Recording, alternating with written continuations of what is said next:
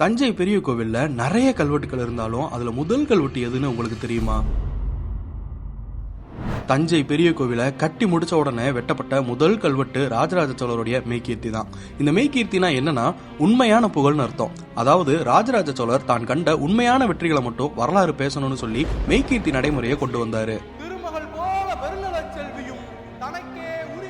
அந்த மெய்கீர்த்தியில அவர் வென்ற நாடுகள் அனைத்துமே இருக்கும். காந்தலூர் சாலை, அதாவது சேரநாடு, அதன் பின் வேங்கி நாடு, கங்கபாடி, தடிகைபாடி, நுளம்பபாடி, குடமலை நாடு, கொல்லம், கலிங்கம், ஈழமண்டலம், இரட்டபாடி 7.5 இலக்கம், முன்னீர் பழந்தீவு 12,000, இதோட சேர்த்து பாண்டிய நாடு. இப்படி பல நாடுகளை ராஜராஜ சோழர் தன்னோட படை மூலமா 1000 வருடங்களுக்கு முன்னாடி வென்று இருக்காரு.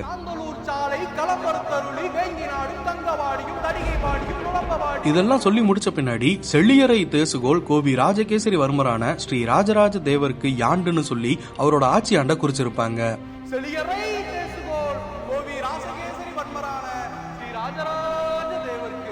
இப்போ உங்களுக்கு ஒரு கேள்வி, இந்த மெய்கீர்த்தியில செழியரை தேசுகோள்னு வருது, இதற்கு என்ன அர்த்தம்னு நீங்க சொல்லுங்க. அடுத்த காணொளியில பார்க்கலாம்.